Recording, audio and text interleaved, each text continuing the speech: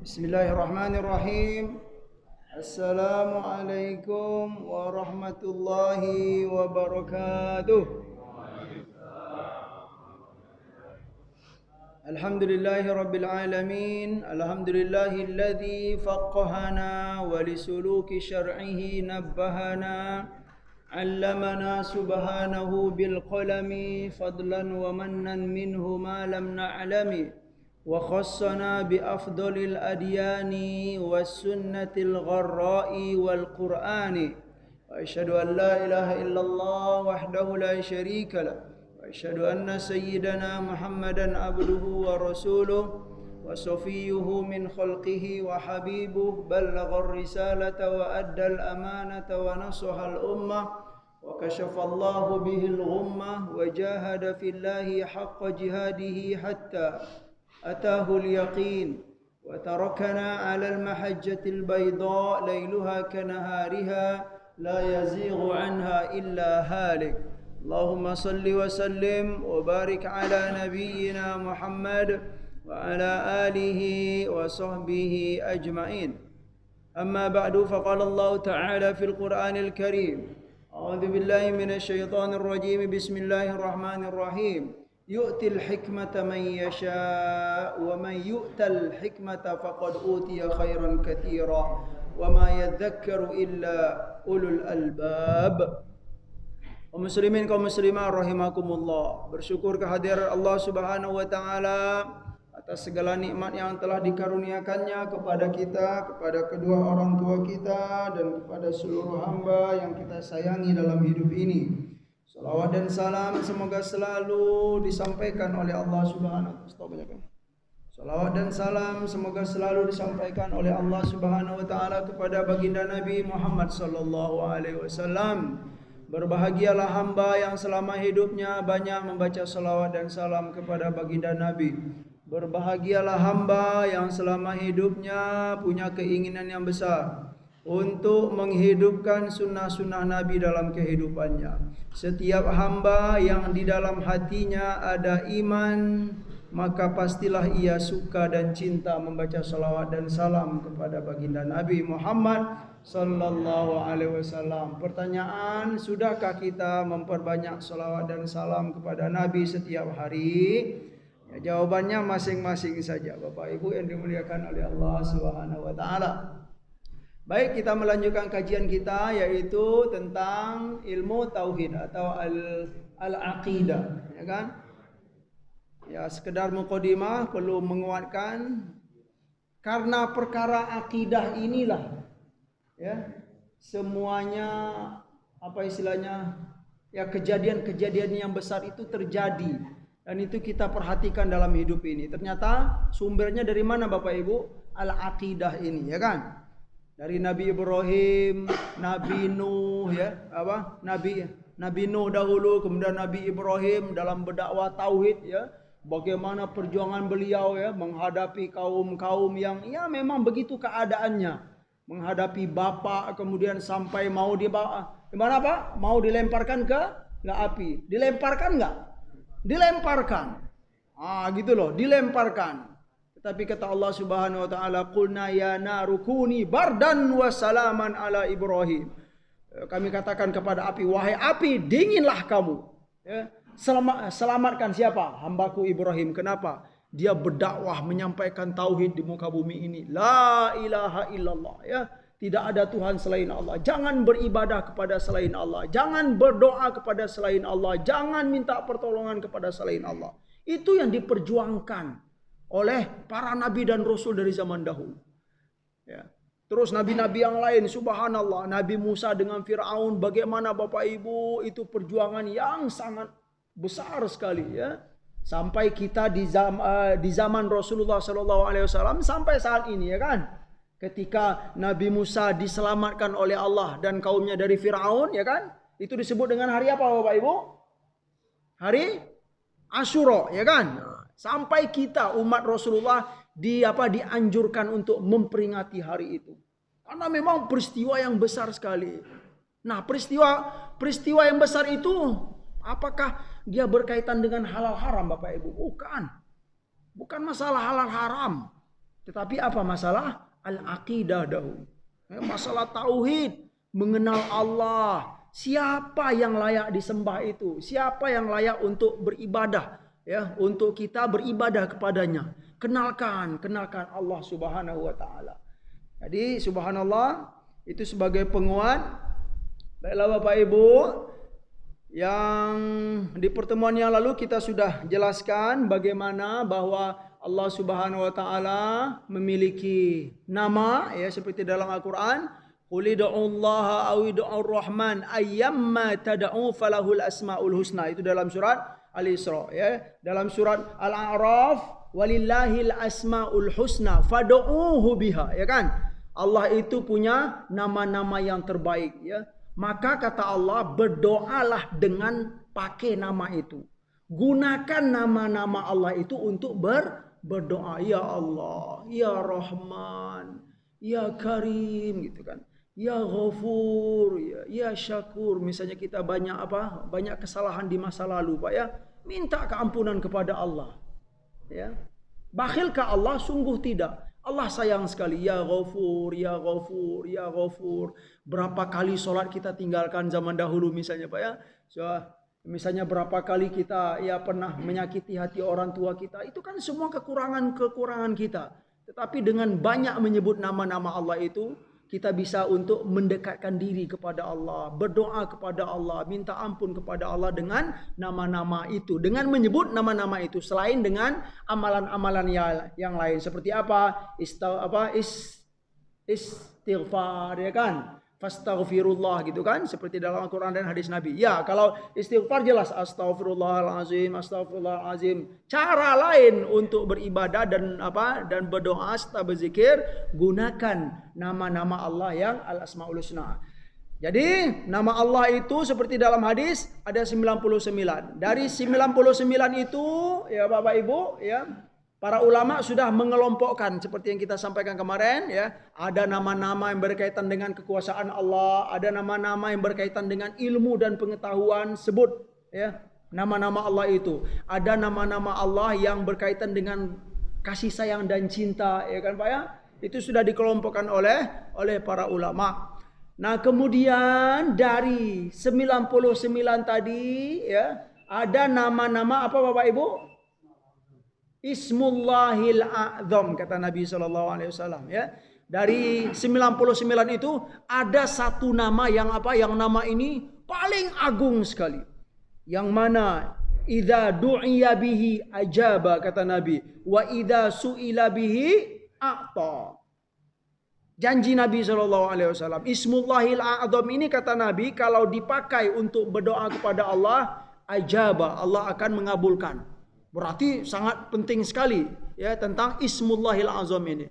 Dan jika Allah diminta dengan memakai nama Ismullahil Azam ini, Allah akan berikan, ya. Wa idza su'ila bihi a'ta. Nah, Ismullahil Azam kemarin kita sudah satu hadis yang kita ambil. Baik, sebelum melanjutkan ke hadis yang berikutnya, kita menguatkan kembali, ya. Kemarin kita sudah sampaikan bahwa dalil-dalil tentang Asmaul Husna itu ada dalam Al-Quran. Nah, sekarang dalam hadisnya, ya. Ini dalil hadis yang sangat masyhur dan sahih. Apa kata Rasulullah SAW? Inna lillahi tis'atan wa tis'ina isman. Ya kan? Man ahsoha dakhalal jannah. Oh, 2 kali saya buat. Iya, sengaja itu. Iya. Apa istilahnya? Riwayat, Ustaz. Ya, riwayat. Ada riwayat yang pakai man ahsoha, ada juga man hafidhoha. Ya, ada juga. Man hafidhoha dakhalal jannah. Iya. Itu. Nah, jadi ini Bapak Ibu, apa kata Nabi SAW? Allah itu memiliki 99 nama, ya kan? Riwayat yang pertama, man ahsoha dakhalal jannah. Barang siapa yang menghitung-hitungnya, menghitung-hitung itu ya bisa kita menyebut-nyebutnya, ya bisa kita pahami dengan riwayat yang lain. Man hafidhoha dakhalal jannah. Barang siapa yang menghafal nama-nama Allah itu, maka dia akan masuk surga. Wah, masuk surga dengan sering menyebut nama-nama Allah ini. Maknanya apa? Apakah hanya untuk menyebut-nyebut saja? Ya tentu tidak Bapak Ibu, ya kan? Tentu apa? Dipahami maknanya, kemudian dihayati dalam kehidupan, kemudian dipraktekkan dalam kehidupan. Nah, cara mempraktekkannya bagaimana? Ya kan? Asmaullahi al-asmaul husna. Ya kita pilih satu contohnya, ya kan? Kita pilih satu, kemudian kita pahami maknanya. Contoh Ar-Rahman Ar-Rahim, ya kan? Allah itu Maha Pengasih dan Maha Penyayang. Kita bawa ke diri kita. Itu dia. Barang siapa yang menghayatinya dan mengamalkannya dalam kehidupannya, dakhalal jannah, kata Nabi SAW.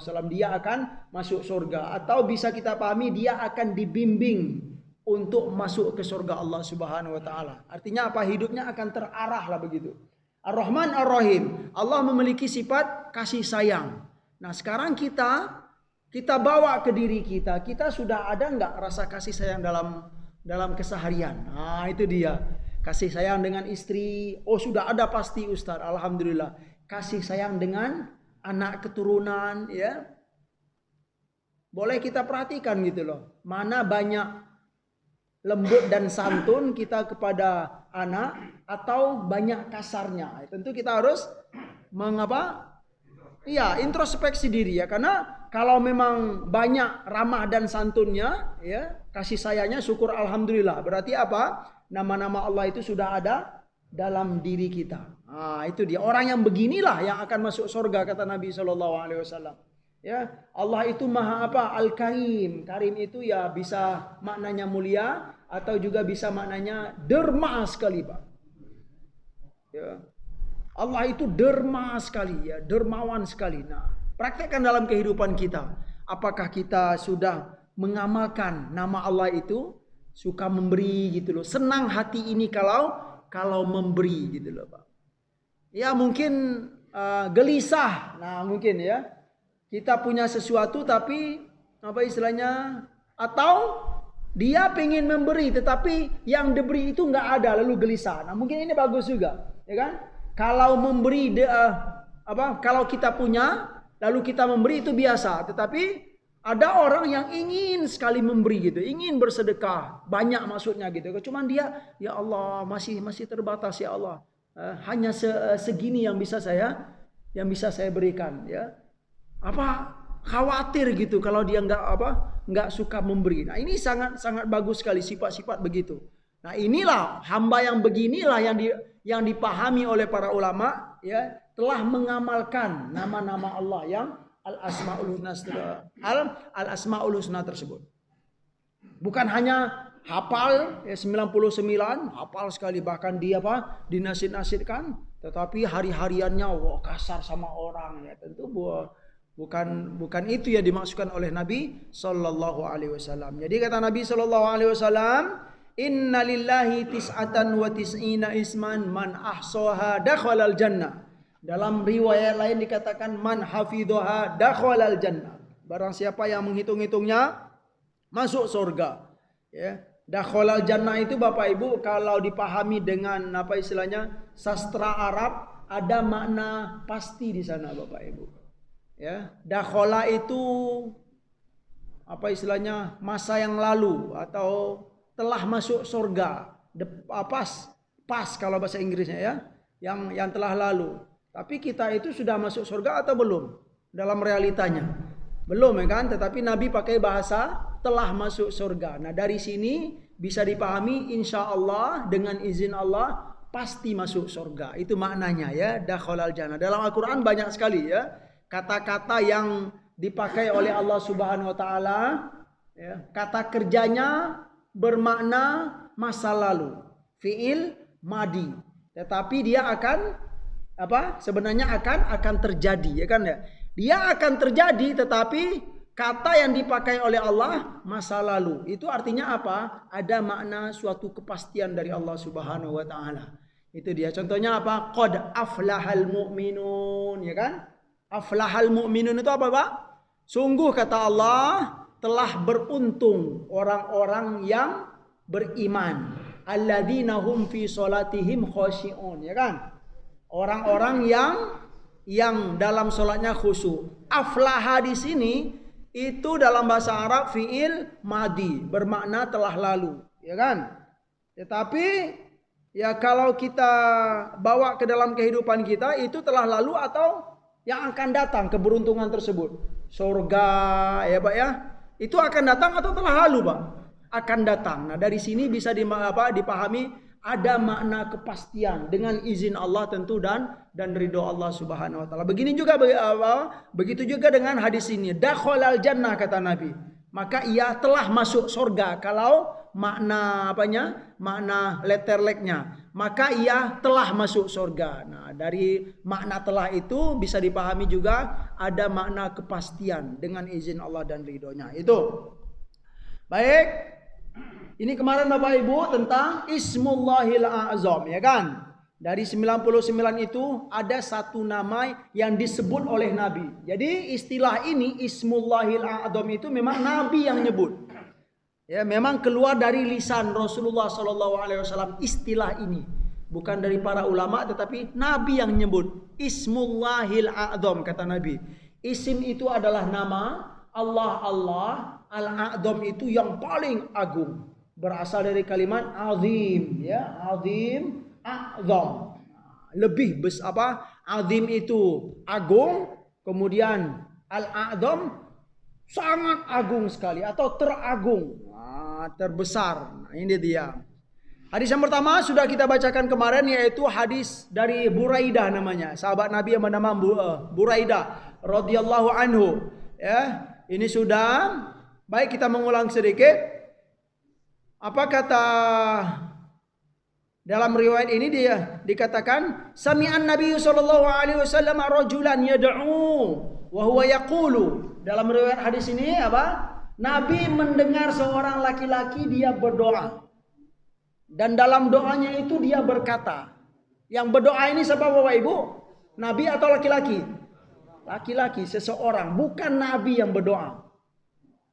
Tetapi kalimat itu memang keluar dari hati dia. Bisa kita pahami juga ini bahwa kalimat doa ini tidak pernah diajarkan oleh Nabi SAW. Begitu, ya kan? Apa doanya? Allahumma inni as'aluka bi anni asyhadu annaka antallah. Ya? La ilaha illa anta al-ahadus samad alladzi lam yalid wa lam yulad wa lam yakul lahu kufuwan ahad. Ya Allah, sesungguhnya aku meminta kepadamu, tetapi memintanya dengan bahwa sesungguhnya aku bersaksi. Ya, jadi dia seperti pakai wasilah, Pak. Jadi dia minta, yaitu dengan apa cara dia minta kepada Allah? Aku bersaksi tidak ada Tuhan selain Engkau, ya Allah, katanya, ya kan? La bi anni asyhadu annaka antallah, ya. Aku bersaksi bahwa Engkau adalah Allah. Nah, jadi sebelum dia berdoa itu dia dikatakan, ya Allah, aku memohon kepada Engkau bahwa aku bersaksi, ya, bahwa Engkau adalah Allah. La ilaha illa anta, tidak ada Tuhan selainmu, ya Allah. Al-ahadus somad, yang maha esa dan zat yang maha menjadi tempat bergantung semua makhluk, ya. As-somad alladzi lam yalid. Lam yalid apa artinya Bapak Ibu? Yang mana Allah itu tidak yalid. Yalid itu beranak. Walam yulad, dan Allah itu juga tidak diperanakkan. Bukan melahirkan, ya. Allah itu tidak melahirkan anak dan juga bukan dilahirkan dari sesuatu. Itulah Allah Subhanahu wa taala. Ya, alladzi lam yalid wa lam yulad wa lam yakul lahu kufuwan ahad. Tidak ada yang setara dengan Allah sesuatu pun, ya, dalam alam ini. Kalau sama atau disamakan, ya, maka pastikanlah itu bukan Allah Subhanahu wa taala. Ya. Ini menjadi kaedah. Kalau ada siapa saja hamba-hamba Allah yang menyamakan Allah dengan sesuatu itu, maka sesuatu itu bukanlah Allah Subhanahu wa taala. Silakan dijabarkan oleh Bapak Ibu sekalian. Selanjutnya lanjut, ya, riwayat hadis ini. Qala, ya, faqala, ya, lalu Rasulullah SAW berkata setelah melihat seseorang tadi berdoa pakai ini, apa kata Nabi? Walladzi nafsi biyadihi, demi Allah, kata Nabi SAW, laqad sa'alallaha bismihil a'dham. Sungguh, kata Nabi, seorang hamba ini telah meminta kepada Allah dengan menyebut nama Ismullahil A'dham, yang mana alladzi idza du'iya bihi ajaba wa idza su'ila bihi a'ta. Yang mana Ismullahil A'dham ini kalau dipakai dalam berdoa meminta, maka Allah pasti akan kabulkan, dan jika dipakai untuk meminta sesuatu, Allah akan berikan ia. Nah, Bapak Ibu, para ulama beda pendapat, ya kan, tentang mana sih Ismullahil A'zam itu, ya kan? Ada yang mengatakan Ismullahil A'zam itu adalah Allah. Nah, ini saya gedekan tulisannya, ya kan? Ini banyak juga pendapat yang mengatakan bahwa Ismullahil A'zam itu adalah Allah. Itulah Ismullahil A'zam, nama Allah yang paling besar. Ada yang mengatakan seperti Said Sabiq di sini mengatakan makna dari atau definisi dari Ismullahil A'zam itu adalah dia berupa rangkaian doa yang di dalam doa itu ada nama Allah. Nah, itu dia, Pak. Ada nama Allah Subhanahu wa taala. Nah, berarti kita bisa pakai dua definisi ini saja, ya. Mana yang disebut dengan Ismullahil A'zam? Yang pertama Allah, yang kedua apa? Dia berupa rangkaian doa yang di dalam doa itu ada nama Allah Subhanahu wa taala. Seperti apa? Seperti ini. Coba, dalam doa ini ada enggak nama Allah Subhanahu wa taala, Bapak Ibu? Ada. Nah, berarti ini doa disebut dengan Ismullahil A'zam. Ini satu, Allah, kemudian Al-Ahad yang Maha Esa, As-Samad. Ya, itulah nama-nama Allah di antara nama-nama Allah. Baik, ini hadis yang pertama tentang Ismullahil A'zam. Hadis yang ini maknanya ya Bapak Ibu ya. Maknanya dari apa? Dari Buraidah. Coba Salhan baca artinya Salhan. Kuat-kuat lah, enggak apa-apa. Ya.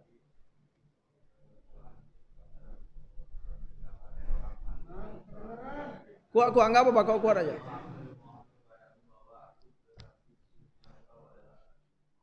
Sesungguhnya engkau adalah Allah, ya. Terus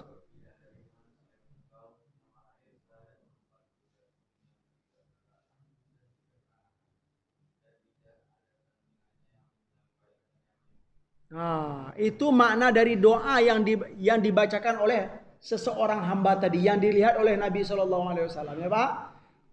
Sekali lagi saya ingatkan, dalam hadis ini doa itu diajarkankah oleh Nabi kepada dia? Tidak.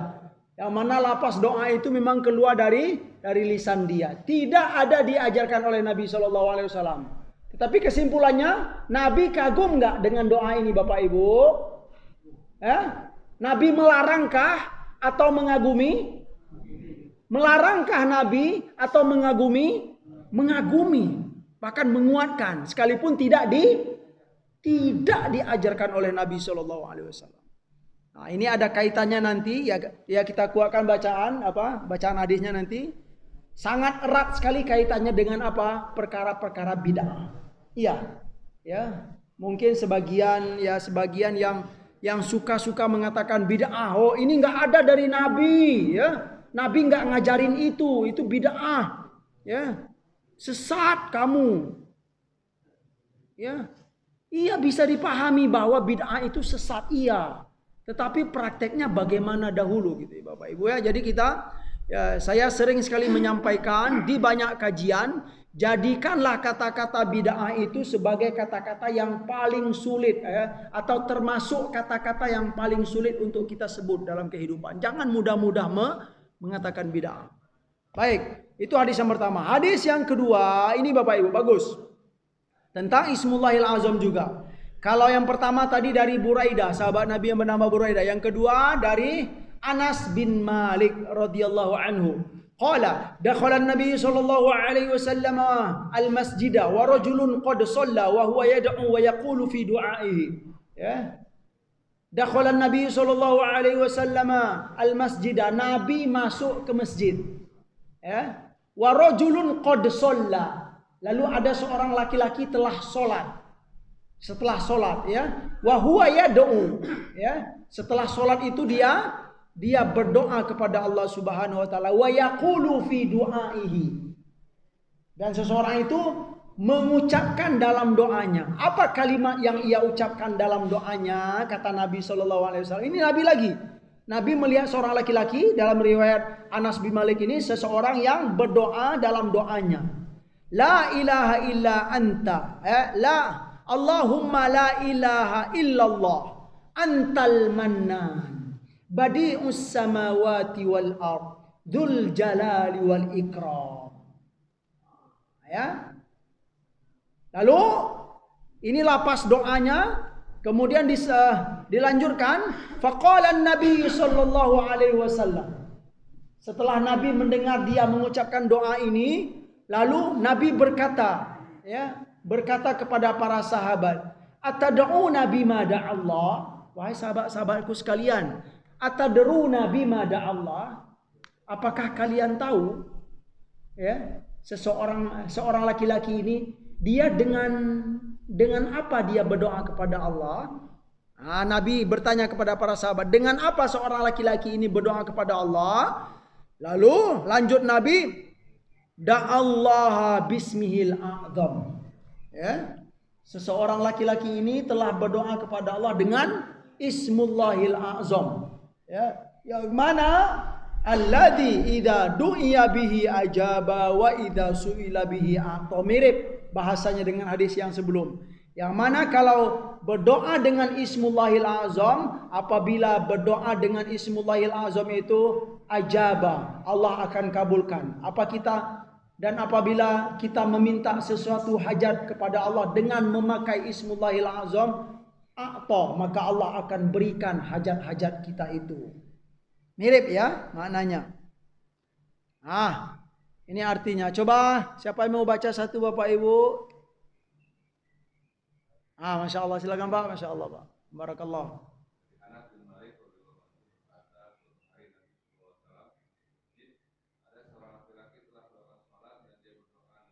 Dengan lafaz, iya. Ya Allah, tiada Tuhan selain Allah, Engkaulah Al-Manan, Badi'us samawati wal ard, Dzul jalali wal ikram. Iya. Lalu Rasulullah SAW bersabda, tahukah kalian dengan apa dia berdoa kepada Allah? Iya. Dia telah berdoa kepada Allah dengan namanya yang teragung. Nama yang teragungnya itu Ismullahil Azam, Pak ya? Iya. Yang apabila dipanggil dengannya pasti akan menjawab, dan apabila diminta dengannya maka dia pasti akan memberi. Masya Allah. Berarti penting sekali Ismullahil Azam. Kita kembalikan ke lapas doa yang dibaca oleh seseorang tadi. Apa lapasnya? Allahumma la ilaha illallah. Ya Allah, tidak ada Tuhan selain Allah. Antal mannan. Al-Mannan ini termasuk nama Allah. Yang mana sifat Al-Mannan ini Bapak Ibu, manna. Manna itu yang suka memberi nikmat, yang memberi karunia kepada hambanya, yang Al-Mannan, ya. Itu diantara nama Allah Subhanahu wa taala, Al-Mannan. Berarti dalam lapas doa ini ada enggak nama Allah? Ada. Yang kedua, Badi'us samawati wal ard. Badi itu yang maha menciptakan, ya. Tetapi dia beda sedikitlah dari khalaqa. Khalaqa menciptakan, tetapi badi ini menciptakan sesuatu yang sangat mengagumkan, ya. Al-Badi. Badi'us samawati wal ard, yang menciptakan langit dan bumi. Berarti ada lagi, ya. Dalam doa ini lapas nama Allah Subhanahu wa taala. Yang pertama apa Bapak Ibu? Al-Mannan. Yang kedua Badi'us samawati wal ard. Yang ketiga apa? Dzul jalali wal ikram. Jadi dia sebelum berdoa dia menyebut nama-nama Allah, ya. Dia dalam doanya, dalam lapas doa tersebut terdapat nama-nama Allah. Itulah berarti kata Nabi, dia telah berdoa kepada Allah dengan memakai Ismullahil Azam. Gitu dia Bapak Ibu. Ini hadis yang kedua. Hadis yang ketiga. Masya Allah. Wa an Asma binti Yazid radhiyallahu anha. Anna Nabi sallallahu alaihi wasallam qala ismullahil a'zam fi hatainil ayataini. Ini dia. Dari Asma bin Yazid radhiyallahu anha, anna Nabi sallallahu alaihi wasallam yaqul, bahwa Nabi sallallahu alaihi wasallam bersabda. Apa kata Nabi dalam hadis ini? Ismullahil a'zam fi hatainil ayataini. Ismullahil azam itu terdapat dalam dua ayat ini. Ini dia. Dalam dua ayat ini. Ya, ayat yang pertama ini dalam surat Al-Baqarah. Wa ilahukum ilahu wahidun la ilaha illa huwar rahmanur rahim.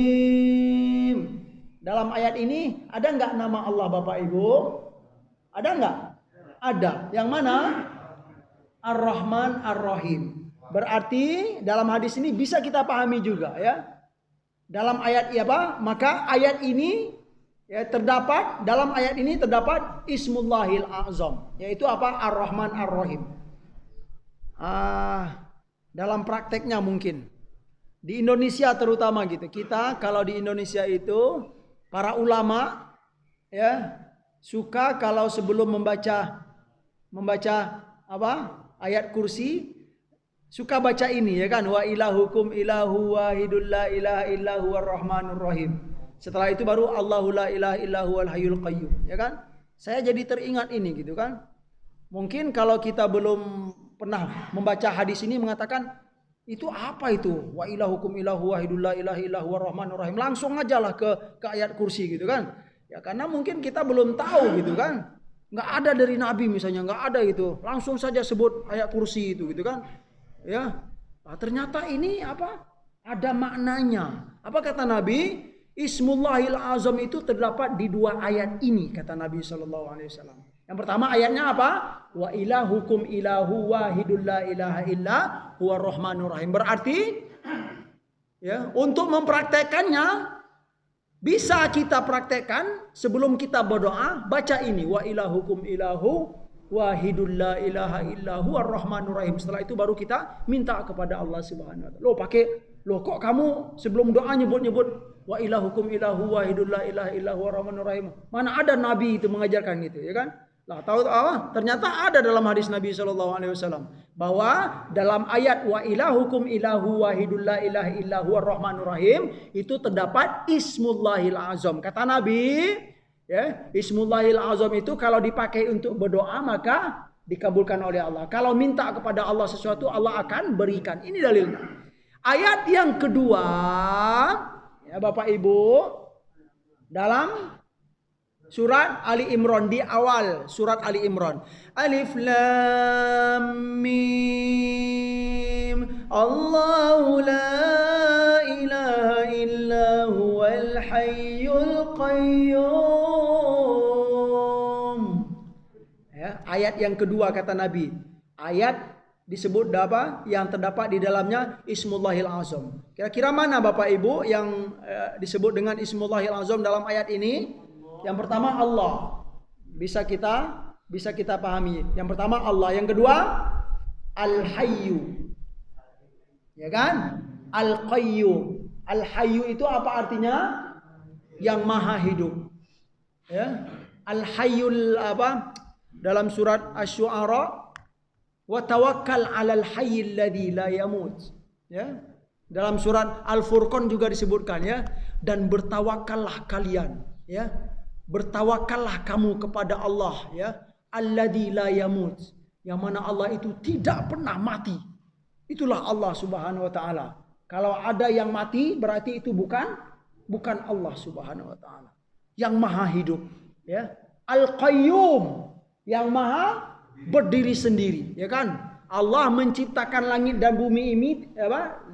Dan bumi ini tidak memerlukan siapa? Tim. Iya. Tidak meminta pertolongan sesuatu, tidak minta pertolongan kepada siapa-siapa. Itulah Al-Qayyum, ya.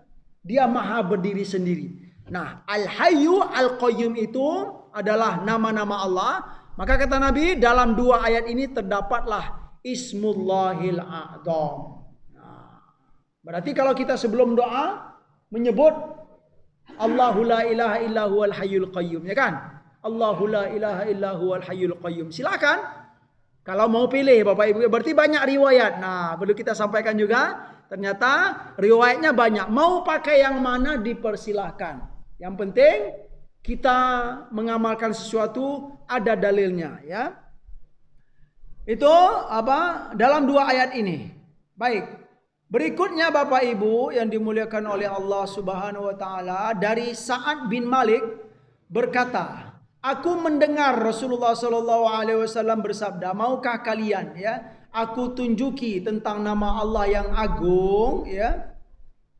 Maukah kalian aku tunjuki tentang nama Allah yang agung? Ya, berarti belum sempat saya tulis itunya. Lupa nulis teks hadisnya, ya. Di sini ada Bapak Ibu. Hal adullukum ala ismillahil a'zam alladzi idza du'iya bihi ajaba wa idza su'ila bihi a'ta, ya kan? Maukah kalian apa? Aku tunjuki tentang nama Allah yang agung, yang apabila dipanggil dengannya dia pasti menjawab, dan apabila diminta dengannya pasti dia akan memberi. Yaitu doa, kata Nabi sallallahu alaihi wasallam, ad-da'wah allati da'a biha Yunus. Apa kata Nabi? Di antara Ismullahil Azam itu, yaitu doa yang dipakai oleh Nabi Yunus. Apa ya? Lapas doa yang dipakai oleh Nabi Yunus ketika beliau berada dalam hadis ini, ya kan? Ketika beliau berada di dalam 3 kegelapan. Ya. Kegelapan apa itu Bapak Ibu? Yang pertama kegelapan malam. Yang kedua kegelapan apa kira-kira? Dalam laut, ya kan? Yang ketiga kegelapan dalam perut. Nah, itulah makna, ya, dalam hadis apa? Dalam hadis Nabi sallallahu alaihi wasallam, ya kan? Beliau berada dalam fi dzulumatis salas, ya. Lapas doa yang dipakai oleh Nabi Yunus ketika beliau berada dalam 3 kegelapan. Ya, mana lapasnya? La ilaha illa anta subhanaka inni kuntu minadz zalimin. Ya Allah, la ilaha illa anta, tidak ada Tuhan selain Engkau. Subhanaka, maha suci Engkau dari segala aib dan kekurangan. Inni kuntu minadz zalimin, sesungguhnya aku termasuk hamba-hamba yang zalim, ya Allah. Hamba-hamba yang lalai, ya Allah. Hamba-hamba yang banyak kekurangan. Setelah kita menyebut ini, baru kita menyampaikan hajat-hajat kita. Berarti begitu prakteknya Bapak Ibu, ya kan? Berarti kalau ada orang sebelum dia berdoa, la ilaha illa anta subhanaka inni kuntu minaz zalimin, Allahumma ighfir lana wa liwalidayya. Bagus. Berarti dia memulai doanya dengan apa? Ismullahil a'zam. Gitu loh. Lapas ismu apa? La ilaha illa anta subhanaka inni kuntu minaz zalimin. Ini Bapak Ibu terdapat dalam surat Al-Anbiya, ya kan? Bunyi ayatnya, wa dhannuni idh dhahaba mughadiban fa dhanna an lan naqdir alayhi fanada fi dhulumati an la ilaha illa anta subhanaka inni kuntu minadz zalimin, ya kan? Dhannun, ya. Nama lain dari Nabi Yunus itu adalah Dhunnun, ya. Ketika beliau, ya, terdampar, ya, di apa istilahnya, di dalam perut ikan lah gitu, di dalam perut ikan, kemudian dia sudah mengira, sudah putus asa bahwa kami tidak mampu menolong dia. Setelah itu sudah merasa lemah sekali Nabi Yunus, tidak berdaya apa-apa. Lalu keluar dalam lisan Nabi Yunus itu, la ilaha illa anta, ya Allah, tidak ada Tuhan selain Engkau. Subhanaka, maha suci Engkau, ya Allah. Inni kuntu minadz zalimin, sesungguhnya aku termasuk hamba-hambamu yang zalim. Zalim di sini maknanya apa Bapak Ibu? Ya, lemah, tidak berdaya apa-apa, mungkin lalai, mungkin banyak kekurangan, itulah maksudnya. Lanjutan ayatnya dalam surah Al-Anbiya itu, fastajabna lahu wa najjaynahu minal gham wa kadzalika nunjil mu'minin. Ketika dia menyebut doa ini Bapak Ibu, Fastajabna lahu, kata Allah. Lalu kami mengabulkan permintaan Yunus tersebut. Wa najainahu minal ghammi. Lalu kami selamatkan ia dari gham. Ghammin itu ya kesulitan, kesusahan hidup ya. Cobaan yang sangat berat itu. Wa kadzalika nunjil mu'minin, kata Allah, begitulah cara kami dalam menyelamatkan hamba-hamba kami yang beriman. Gitu Bapak Ibu. Alhamdulillah. Lalu ada sahabat yang bertanya setelah Rasul menyampaikan ini, bahwa di antara Ismullahil Azam itu doa yang dipakai, lapas doa yang dipakai oleh Nabi Yunus ketika beliau berada dalam tiga kegelapan. Setelah itu kata Nabi dalam riwayat hadis ini, lalu ada sahabat yang bertanya, ya Rasulullah, apakah doa itu khusus untuk Nabi Yunus atau untuk kaum mukminin juga? Lalu Nabi menjawab, tidakkah kamu mendengar firman Allah Subhanahu wa taala? Ini lanjutan ayatnya. Wa najjaynahu minal ghammi wa kadzalika nunjil mu'minin. Dan lalu kami selamatkan Yunus itu dari kesulitan. Wa kadzalika nunjil mu'minin, dan begitu jugalah kata Allah kami menyelamatkan kaum mukminin. Berarti doa ini khusus untuk Nabi Yunus kah atau untuk kaum muslimin juga? Untuk kaum muslimin dan mukminin. Praktek dalam kehidupan bagaimana? Praktekkanlah Bapak Ibu. Ya, kalau kita berada dalam kesulitan, nggak berdaya lagi, sebutlah pas doa ini. La ilaha illa anta subhanaka inni kuntu minaz zalimin. Ya Allah, ya. Insya Allah akan diberi jalan keluar oleh Allah Subhanahu wa taala. Kalau dalamnya cobaan yang berat, sebut la ilaha illa anta subhanaka inni kuntu minaz zalimin. La ilaha illa anta subhanaka inni kuntu minaz zalimin. Makanya para ulama juga mengajarkan banyak baca doa ini. Mau bilangannya tertentu, ya silakan saja. Ya, ada yang nyebut sehari 10 kali la ilaha illa anta subhanaka inni kuntu minaz zalimin. Ada yang 100 kali. Nah, kira-kira boleh enggak Bapak Ibu? Bilang-bilangan itu ya boleh. Jangan dibilang bid'ah pula gitu kan? Ya karena memang tidak ada ya dalam dalam hadis yang mengatakan baca ini 3 kali saja. Kalau lebih 3 kali bid'ah misalnya kata Nabi, enggak ada itu. Tapi yang jelas ajarannya ada. Bacalah kalimat ini. Mau berapa kali silakan. Semakin banyak, semakin yakin kita kepada Allah, semoga semakin cepat pertolongan diberikan oleh Allah Subhanahu wa taala. Cukup sampai sini dahulu ya, mungkin alhamdulillah sudah cukup waktunya untuk penjelasan berikutnya insyaallah di pertemuan yang lain. Terima kasih Bapak Ibu. Ya berarti kita sudah sampai selesai tuntas tentang Ismullahil A'zam. Ya, silakan bagi yang mau.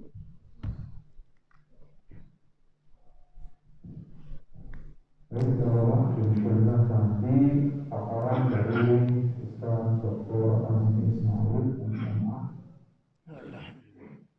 bagaimana dari para jemaah, baik bapak maupun ibu, silakan yang mau bertanya, berikan kesempatan. Kayaknya nggak ada. Tanya ada, masih ada waktu nih untuk kita memberikan soal. Silakan. Waalaikumsalam warahmatullahi wabarakatuh.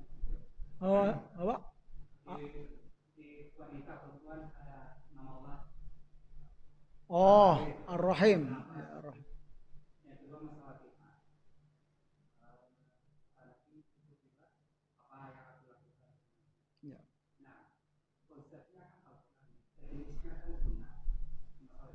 Ya, ya. Jadi gimana gitu? Kan harus ada Ya. Ya. Kalau yang mengaku itu kalau di luar itu kita akan mendapatkan air minum dari dalam itu yang kita katakan. Ya, ya, ya, Masya Allah.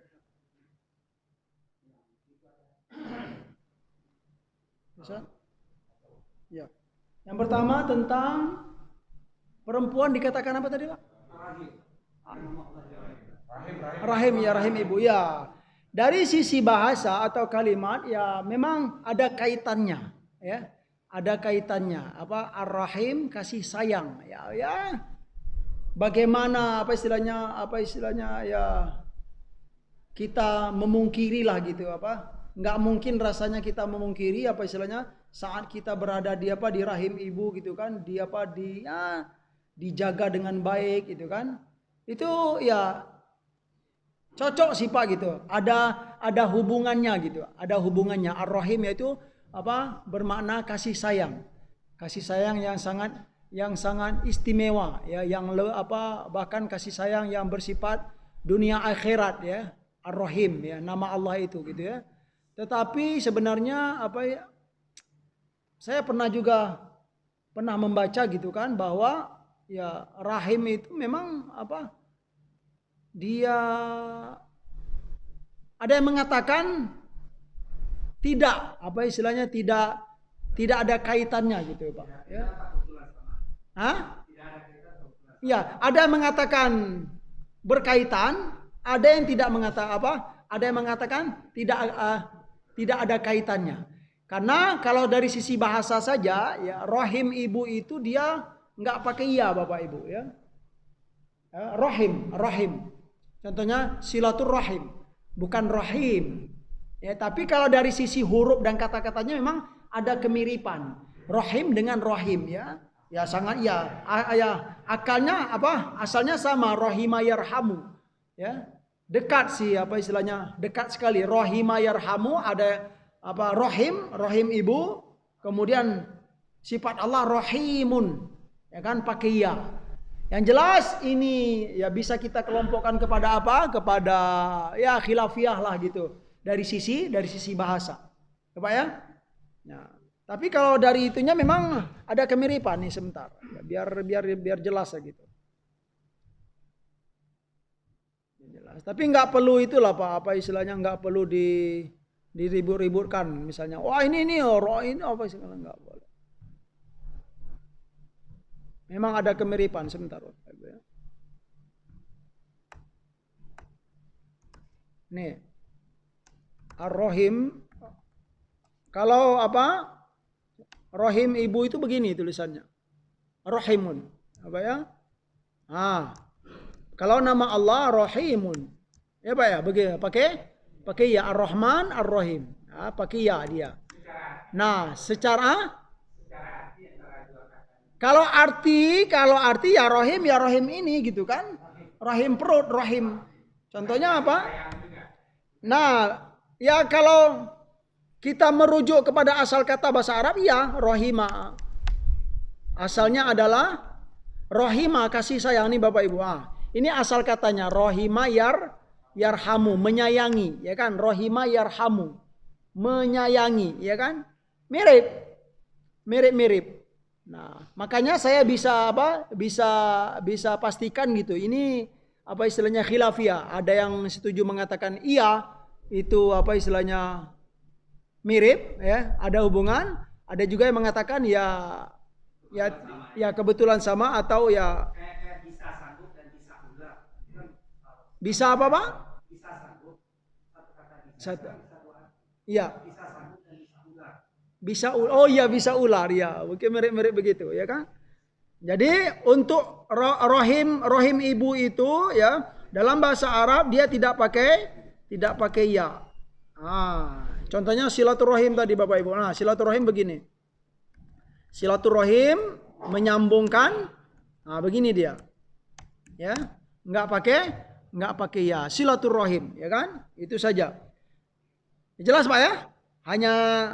Hanya sisi bahasa saja Bapak Ibu. Baik, tentang bid'ah ya, saya ingin menguatkan, menyampaikan perkara bid'ah ini sangat penting sekali ya kan, sangat penting, sangat mengerikan sekali, karena jika kita berbuat bid'ah, maka dalam hadis Nabi apa? Setiap yang baru itu adalah bid'ah, yang bid'ah itu adalah dolalah, sesat ya. Bahkan dalam di beberapa riwayat yang sesat itu adalah wa kullu dolalatin finnar, dan setiap yang sesat itu masuk neraka. Karena neraka berarti bid'ah ini sangat bahaya. Nah, tentu kita perlu untuk memahaminya secara baik, ya kan? Ya, jangan sampai kita mengatakan sesuatu ini bid'ah, ternyata dia tidak bid'ah. Atau sebaliknya, ya, kita mengatakan ini tidak bid'ah, tapi sebenarnya Nah, ini kan bahaya. Iya memang. Ya, dari itu memang penting sekali. Nah, secara umum ya, memang para ulama itu sepakat Bapak Ibu ya, perkara bid'ah ini adalah perkara sesuatu yang baru yang diada-adakan dalam beribadah. Itu dia, dalam beribadah. Disepakati. Ini kaidah dasarnya Bapak Ibu ya. Ya, maksud kaidah dasar itu menjadi titik awalnya. Nah, dari sinilah terkadang lalu kenapa para ulama itu terjadi beda-beda pendapat dalam prakteknya gitu kan? Karena hadis tentang bid'ah itu bukan satu saja. Tentang pemahaman bid'ah gitu loh Pak ya. Kalau seandainya hadis tentang bid'ah itu satu saja ini, mungkin tidak akan terjadi perbedaan pendapat. Tetapi dalam banyak kitab ya, itu banyak hadis yang menyampaikan ya tentang bahayanya bid'ah. Ya betul. Misalnya kita sholat subuh 3 rakaat itu bid'ah nggak Pak? Bid'ah sekali gitu kan? Sesuatu yang baru. Tetapi kira-kira ini bid'ahnya bahaya atau tidak? Ya Pak, bahaya atau tidak Pak? Ya bahaya karena apa? Sesuatu yang baru. Iya sesuatu yang baru. Tetapi kalau kita lihat dalam hadis-hadis gitu kan, ada juga sesuatu yang baru, dia berupa beribadah, tetapi ternyata kadarnya itu tidak bisa disamakan sesuatu yang baru sholat subuh 3 rakaat tadi gitu loh Pak. Makanya terjadi beda-beda pendapat. Contoh yang tadi. Ya contoh hadis yang ya seorang laki-laki berdoa, ya kan? Seorang laki-laki berdoa yang mana lapas doa itu tidak pernah diajarkan oleh Nabi. Nah, tapi ternyata Nabi enggak mengatakan ini bahaya kamu. Saya enggak pernah mengajarkan kamu. Kenapa kamu pakai lapas itu? Nah, kan ini hadis juga Pak. Hadisnya sahih lagi Pak. Nah, dari itulah terjadi khilafiyah dalam pemahaman para ulama. Tetapi yang ulama yang sepakat tentang bahayanya bid'ah atau sesatnya bid'ah itu adalah ternyata dia di titik yang permanen kalau kita pahami Pak, atau sesuatu yang rukun-rukun dalam Islam, sesuatu yang menjadi wajib atau fardu, ya, atau sesuatu yang berupa dosa-dosa besar yang haram. Nah, itu dia. Perkara-perkara yang inilah yang disepakati. Kalau berkaitan dengan luar dari ini, maka para ulama ya kita akan menemukan ada perbedaan pemahaman dan perbedaan itu menurut saya bagus. Bukan sesuatu yang tercela. Nah, gitu loh. Contoh bid'ah yang haram, ya, yang dolalah. Dalam syariat Islam, khamar itu haram atau halal? Haram. Ini pasti nggak haramnya Pak? Pasti. Hadisnya ada, Al-Qur'annya ada. Lalu ada seseorang misalnya mengatakan khamar itu halal. Nah, kira-kira ini bid'ah bahaya enggak ini? Inilah yang bid'ah yang disepakati itu Pak. Dalam hadis Nabi, orang yang meninggalkan sholat 5 waktu dengan sengaja, sungguh telah kafir kata Nabi, ya kan? Baik pemahamannya kafir akidah ataupun kafir hanya apa istilahnya? Kafir perbuatan saja, tapi dalam bahasa Nabi faqad kafar. Barang siapa yang meninggalkan sholat 5 waktu dengan sengaja, sungguh dia telah kafir. Nah, ini bahaya. Berarti apa? Kalau ada seseorang yang membiasakan dirinya dengan sengaja meninggalkan sholat 5 waktu, kira-kira bisa nggak kita mengatakan? Apa dia mengatakan? Jika ada seseorang mengatakan, biasa-biasa saja kok meninggalkan sholat 5 waktu. Nah, ini bisa nggak kita katakan bid'ah yang sesat Bapak Ibu? Bisa, karena itu sesuatu yang pasti gitu loh. Jadi bid'ah yang disepakati oleh para ulama itu adalah bid'ah perbuatan yang baru yang dalam hukum Islam sudah pasti tidak bisa dirubah-rubah.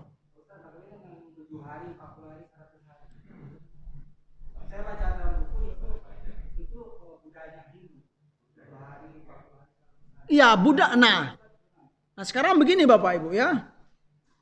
7 hari, 40 hari, 3 hari, ya bisa, bolehlah. Kalau sebagian kita mengatakan itu adalah budaya Hindu, ya kan?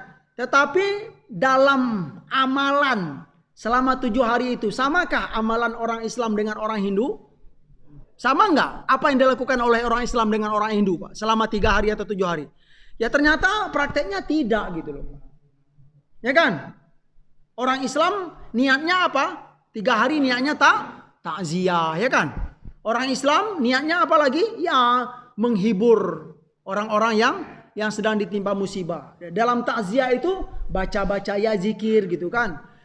Kalau saya pribadi gitu kan, saya termasuk orang yang tidak berani mengatakan ini bid'ah. Ya, termasuk orang yang tidak berani mengatakan ini bid'ah sesat. Ya kan? Sekalipun kalau bid'ah secara bahasa boleh-boleh saja. Nah, jadi perlu juga kita pahami ya kan? Ya, ternyata dari sekian banyak penjelasan bid'ah itu para ulama ya memahami ada bid'ah yang hakikat, ada bid'ah secara bahasa.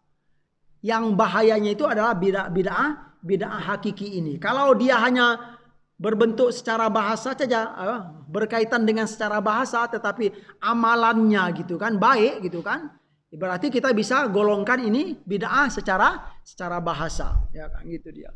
Contoh, ada yang mengatakan ya zikir setelah sholat itu ya keras-keras itu nggak ada diajarkan oleh Nabi SAW. Silakan boleh bagi yang berpendapat itu gitu kan, ya. Zikir keras-keras tidak ada di zaman Nabi dan Rasul, ya kan?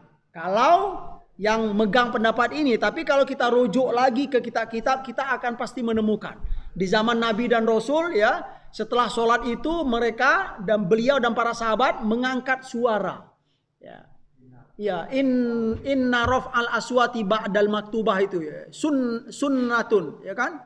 Begitulah kalimat bahasa, dan ini ada lapasnya dalam Sahih Bukhari Bapak Ibu. Jadi kenapa kita bersikeras sekali mengatakan ya bahwa dalam lapas Sahih Bukhari itu disebutkan bahwa mengangkat suara ya setelah sholat 5 waktu dengan mengangkat suara berzikir setelah sholat 5 waktu ya itu ada menjadi sunnah di zaman Rasulullah SAW. Nah itu dia masalahnya gitu. Jadi ya kenapa kita harus, nah pertanyaannya begini ya kan, sebaiknya kita jangan fokus kepada keras-keras atau diam-diam berzikirnya. Kita fokus kepada adakah perintah berzikir setelah sholat dalam Al-Quran dan hadis, ada enggak? Ada gitu loh. Dalam hadis Nabi lengkap sekali Bapak Ibu, setelah salam itu ngapain? Ya, astaghfirullah kata Nabi, baca la ilaha illallah wahdahu la syarikalah, lengkap hadisnya. Ya Allahumma antas salam, ada hadisnya. Allahumma ajirna minan nar, ada hadisnya. Allahumma la mani alima a'taita wa la mu'tiya lima mana wa la yanfa'u dzal jaddi minkal jad. Ya, Allahumma a'inna ala dzikrika wa syukrika wa husni ibadati, itu ada semua hadisnya. Silakan baca setelah sholat fardu terutama. Nah, cuman penjelasan baca keras-keras, baca diam-diam dengan hadis yang sangat nyata memang tidak ada. Berarti apa? Berarti perbuatan ini masih bersifat bersifat umum, ya silakan saja gitu loh. Mau keras-keras zikir setelah sholat, mau pelan-pelan sendiri silakan gitu kan. Tapi yang tidak baik itu kita menyalah-nyalakan, atau yang tidak baik lagi sudah menyalah-nyalakan, dia menyibukkan dirinya menyalah-nyalakan orang yang sedang berzikir sedangkan dia tidak. Nah itu dia.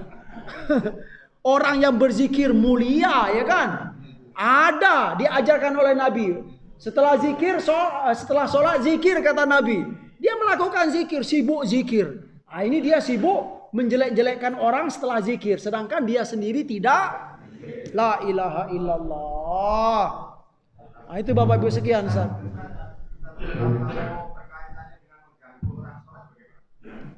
Perkara mengganggu orang sholat itu kan teknis saja Bapak Ibu ya kan. Terus nih mungkin perlu dijelaskan lagi. Wah, setelah sholat itu nggak boleh zikir keras-keras ya. Setelah zikir keras-keras dikembalikan secara detail, keras itu mana standarnya gitu loh Pak. Ya kan? keras itu standarnya bagaimana gitu kan? Ya kalau zikir astagfirullahalazim, bisakah kita katakan keras ini astagfirullahalazim, astagfirullahalazim, ya kan? Masa terganggu orang sholat begitu astagfirullahalazim, wah ini bid'ah ini gitu kan? Masuk sesat kamu gitu kan? Begitu mudahnya gitu kan. Nah, lain lagi kalau setelah sholat gitu kan, astagfirullahalazim, keras sekali. Berarti standar keras itu belum juga tidak ada batasnya Bapak Ibu, ya kan? Jadi boleh saja, silakan, ya. Jangan sampai kita boleh juga gitu ya. Iya, masbuk terus. Begitu ya Pak ya. Jadi hanya teknis saja Pak ya, silakan saja gitu kan. Mungkin para jamaah bertanya, kalau Ustadz bagaimana? Nah ini dia ya kan. Saya itu Bapak Ibu ya termasuk orang yang bisa dibawa kemana-mana. Nah gitu loh. Iya. Karena saya tahu dalilnya gitu, ada gitu kan. Mau diam-diam silakan saja, nggak apa-apa kok. Misalnya saya di suatu masjid yang baru misalnya, ya pengurus bilang bisikin, Ustadz setelah sholat jangan keras-keras zikirnya ya, gitu kan. Oh sip Pak, sip. Gitu kan. Iya nggak apa-apa, kenapa gitu kan? Di masjid yang lain misalnya saya jadi imam, Ustadz di sini biasa zikir keras. Oh iya Pak ya mantap Pak gitu kan, zikir keras. Ya salahnya di mana gitu? Yang salah itu yang nggak mau zikir, ya. Atau yang salah itu sudah lama beribadah tetapi belum pernah mendengar dalil-dalil tentang zikir setelah sholat. Nah, ini bahaya gitu Pak ya. Lama dia berkecimpung tentang bid'ah ini, tetapi dia belum membaca, belum pernah mempelajari tentang bahwa setelah sholat itu ada zikir. Nah ini rugi juga orang-orang begini gitu loh. Sekian Ustaz. Subhanallah. Sebenarnya menurut saya mikir pelan-pelan itu bisa, apalagi mikir pelan-pelan itu bisa juga. Mikir kok pelan-pelan keras tidak boleh. Iya pelan. Iya bahaya. Iya. Ya setelah betul ya. Ya. Ustaz Alim dia itu ngasih contoh realita ya. Assalamualaikum gitu kan, zikir pelan-pelan gitu kan. Ya itu bid'ah lah, nyebut lapas zikir itu ya kan, atau jangan keras-keras, jangan keras, semana ada dari Nabi, ini betul ya. Ya. Terima kasih juga dari pemaparan dari Ustaz Dr. Haji Sekali SMA. Karena waktu sudah melewati dari waktu surut, alhamdulillah ada kesempatan untuk kita melakukan sholat surut. Jadi yang ingin melakukan sholat surut, baik kita akhiri dengan bersama-sama. Alhamdulillah. Subhanallah.